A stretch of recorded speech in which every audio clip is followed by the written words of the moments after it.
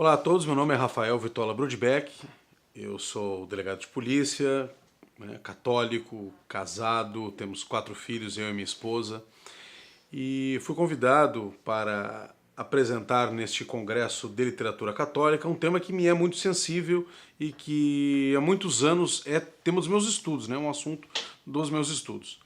Como católico que sou, o tema da liturgia, que é o tema que nós vamos apresentar hoje, a relação entre a liturgia e a literatura, certamente fala a minha alma, como é todo católico, né? Todo católico tem algum interesse, por mínimo que seja, na liturgia, no culto público que a igreja presta. Mas a mim o tema da liturgia fala de uma maneira especial, não só porque todo domingo vamos à missa, porque no dia a dia nós rezamos o breviário, porque conhecemos uma ou outra oração da liturgia como todo católico deve conhecer, mas porque eu vejo a liturgia como um campo não somente de oração, mas um campo de apostolado.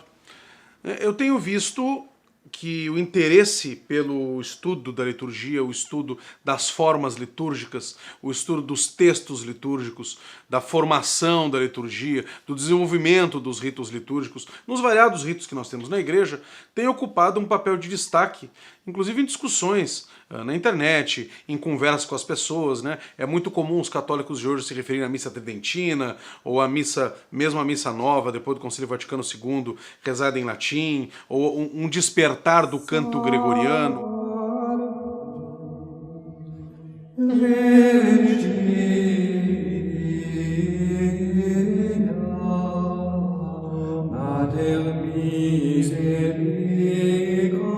Do estudo das fontes da liturgia. Pois bem, isso que é algo que está se tornando cada vez mais popular entre os católicos mais estudados nos dias de hoje, já era um tema que eu estudava logo no início em que estávamos começando a internet, né? Os primeiros fóruns de discussão, listas de e-mail, lá no final de 97, por aí.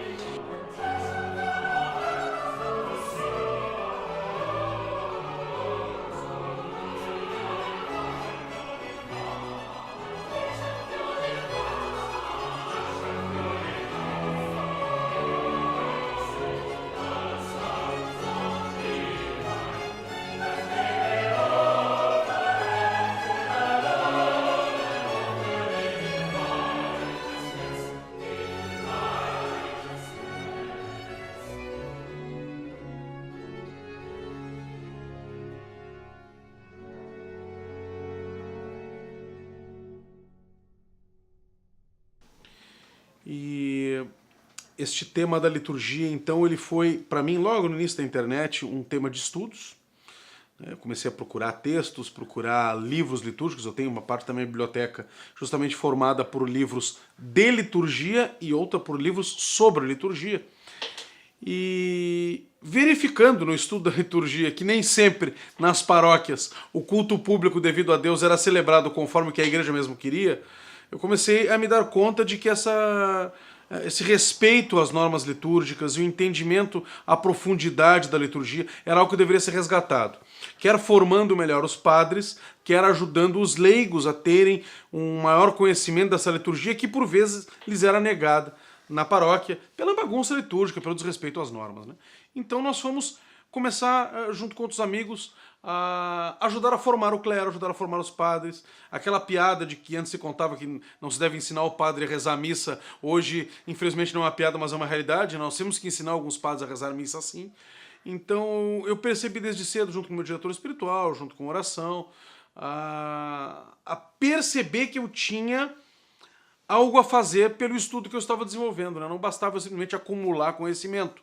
Não seria para minha vaidade, para simplesmente acumular conhecimento, saber as coisas. Não, eu tenho que colocar em prática a serviço de Deus.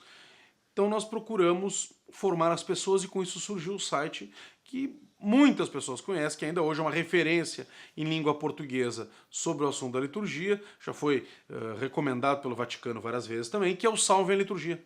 Né? Um site, um blog que surgiu despretensioso, começou a agregar outras pessoas, começamos a escrever vários textos e hoje é um site que nós não alimentamos quase mais, porque já escrevemos o que tínhamos que escrever na maioria das vezes, mas ao mesmo tempo continua sendo altamente visualizado.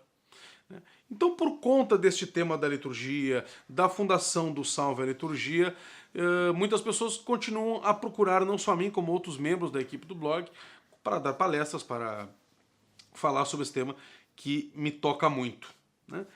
E o que tem a ver liturgia com literatura? É muito fácil, claro, literatura católica, certamente, mas é muito fácil nós, quando estamos falando de literatura católica, nos atentarmos aos escritores católicos, né?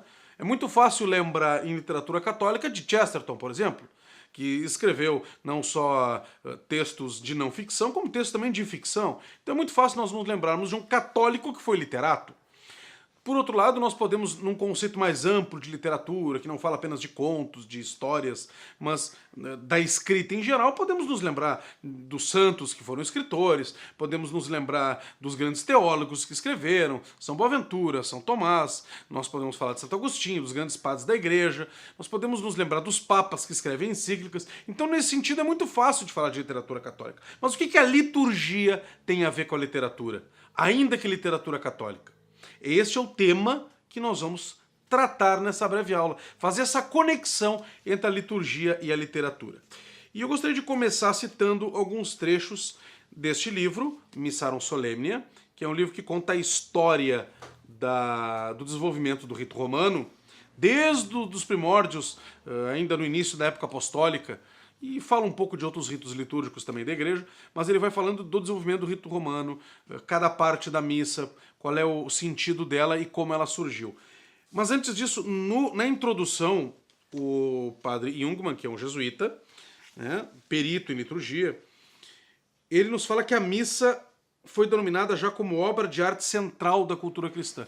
Então a missa, que é o ato litúrgico por excelência, é uma obra de arte também. É uma obra de culto, claro, é uma obra de culto a Deus, mas ela também tem algo de arte, até porque a arte nos remete a Deus. Então nós já estamos começando a entrar na senda da literatura, porque a literatura é uma forma de arte, né? O Hugo Boll, que era um dramaturgo morto em 1927, dizia que para o católico, veja, um dramaturgo, né, um especialista em teatro, para o católico, no fundo, não pode existir um teatro. Um especialista em teatro falando disso, né? O espetáculo que o domina e o que o prende cada manhã é a Santa Missa. Quer dizer que ele não está condenando o teatro, ele é um dramaturgo. Ele está dizendo que diante da realidade que é a Santa Missa, e que é a realidade que ao mesmo tempo se expressa por atos cênicos, que são atos muito plásticos, os gestos do padre, os cantos que se entoam, a maneira como se impunha o incenso, né? Tudo isso tem uma dramaticidade, mas é uma dramaticidade que não conta uma ficção, uma dramaticidade que conta uma história real. Então, diante disso, todo o teatro se esvaece, né? E nós podemos perceber que teatro é uma forma de literatura também. Uma literatura encenada, mas que parte de um texto. Mas para nós chegarmos a um ponto mais concreto sobre literatura, lembramos de Paul Claudel, que é um convertido, né, que ficava entusiasmado com a grandeza da liturgia quando ele foi à missa. E agora eu cito Paul Claudel.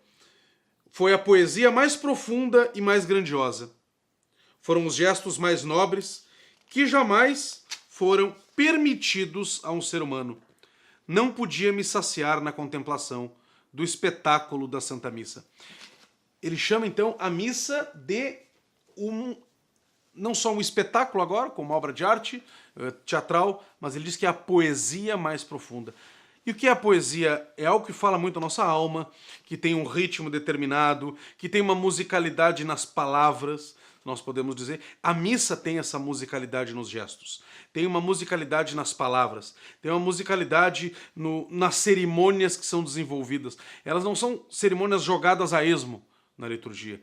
O padre não faz algo porque tem que fazer. Ele faz algo que conduz a outro, é todo um drama, é todo um desenrolar de uma história que vai se descortinando à nossa frente pelos atos do sacerdote. Ainda mais numa missa solene, com um sacerdote, com um diácono, com um subdiácono, com os acólitos, com um coro cantando em canto gregoriano, um desenvolvendo uma polifonia. Claro, aí estamos falando de música, mas mesmo assim uma música que se baseia num texto.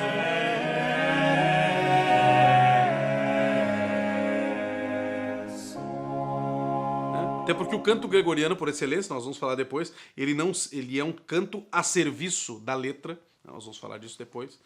Então mesmo essa musicalidade, é uma forma de expressar algo literário, contar uma história real, mas ainda assim uma história.